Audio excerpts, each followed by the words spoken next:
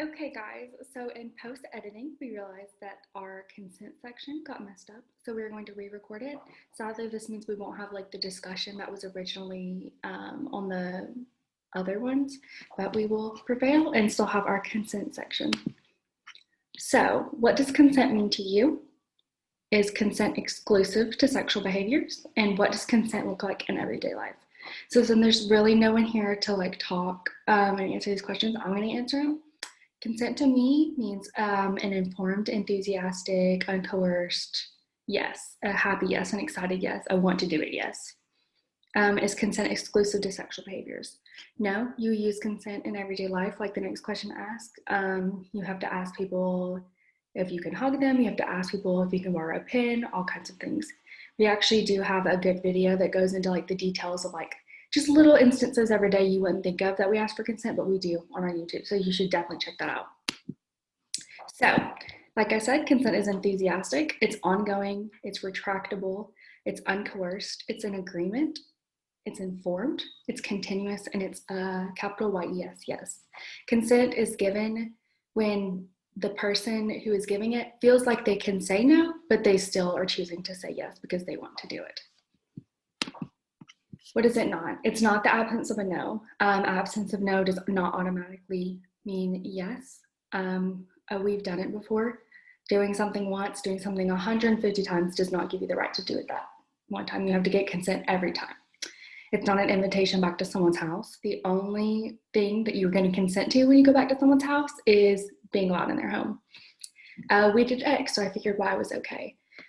Doing one act does not give you consent for all acts. So if you were to have hooked up with them before and done this thing, that does not mean that you can do this thing. It is not like a consent is not just given once. It's given throughout the process. It's given as each new thing arises. A yes is a result of fear, intimidation, coercion, or threat. That is not a real yes. That is a yes because the person feels afraid to say no. And a yes by a party unable to consent due to mental status, inebriation, or age. Now, this really depends on the state laws, but there is an age of consent in each state. So if you're under that age of consent, you cannot consent to sex or any sexual activity. Okay. And then we actually have a video on this one, and I'm going to include it in the link down below just because I can't show it for copyright reasons. So let's talk about alcohol and consent because this is definitely tricky. So there are some things you need to ask yourself when thinking about this. If you and your partner have been drinking, if your partner's been drinking and you're considering sexual activity, is your partner coherent? Can they communicate clearly? Are they sober enough to know what's fully going on? So I think the best rule of thumb is to err on the side of caution. If this person really wants to engage in these activities with you, they will engage in these activities with you while sober. It would be better just to wait, just in case, because you thinking they're not that intoxicated, that doesn't really mean anything because they themselves could be very much out of it and just not acting like it. So really just err on the side of caution and just wait. So let's talk a little bit about rape culture. So this is a sociological concept for a setting in which rape is pervasive and normalized due to societal attitudes about gender and sexuality. This is really the don't get raped. Women are taught to protect themselves, to make sure that they aren't in instances which they could be raped. Don't walk alone at night. Make sure you have your keys in your hands, that kind of thing, instead of people being taught not to rape, to respect people's bodily autonomy. This is victim blaming. After an assault happens, asking the victim, what were you wearing? How much did you drink? Well, were you leading them on? Were you flirting, etc.? This is very pervasive on college campuses, just because a lot of times there is alcohol involved in sexual assault cases, but, being aware that this is just kind of like a culture thing. And it is something that we can stop if we make an effort to stop it. And hopefully we eventually can stop rape culture because it's honestly damaging to victims and just the community alike. So how does rape culture contribute to consent? Well, I think it makes it kind of I think some people make consent into a joke. I think that they think it's a funny punchline or just say it in context which they think are funny, but may not necessarily because it actually is a really serious topic. What about education on consent? I feel like consent education is necessary, but I feel like because of our culture, it would be difficult to kind of like, I don't want to say implement, but definitely would raise some challenges trying to get into schools, trying to talk to people just because of this hesitation to talk about these things, which is also part of our society. So let's talk about how you can end rape culture. Don't make rape jokes. Call people out for making them. If your guy friend is playing a video game and said, oh man, that guy just raped me, say, well, that A doesn't make sense grammatically. That is not what that man just did to you. And B, just say, that's not funny. You might think that's funny, but if you said that in front of a victim, that could really scar them. And also, it's just not funny to equate rape to a joke, or even equate the serious act of rape to just dying in a video game. That's not fair at all. Making sure you educate others on consent, practicing consent, in everyday life with your partners.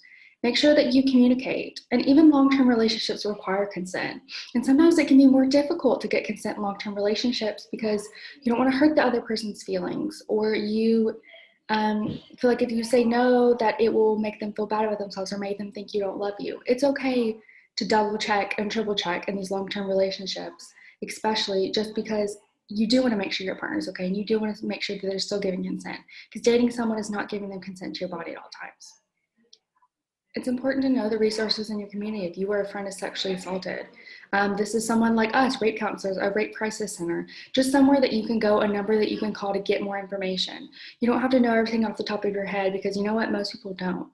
But just knowing that there is a resource out there, there is someone who can help you, who does have this information, and just making sure that you have that on hand if ever needed. Also, just making sure that you aren't a bystander. Be an active bystander.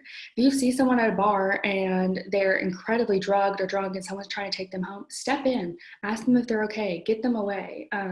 Annabelle went over this a lot, but just making those small little steps and making sure that other human beings are good. Treat someone you see in a bar in a situation like this like you would a friend. You would never let a friend go home with someone when they were that intoxicated or that out of it. So some final discussions. What do you think stops people from verbally giving and requesting consent? I think that a big thing is that we are A, taught not to do it, and B, sometimes you might think it's awkward. And honestly, at first it can be awkward. It has to be practiced just like everything else. It has to be something that you continuously do for it to feel a little bit less weird and a little bit less awkward. But honestly, once you get to a point, it can actually make the experience better and make you better understand your partner and communicate with them. So what are some things you can say to indicate consent? Well, you could say, is it okay if I touch you here? Is it okay if I do this? Are you okay if I kiss you? Things like that. Are you now, after watching this, going to actively practice consent? I really hope you are.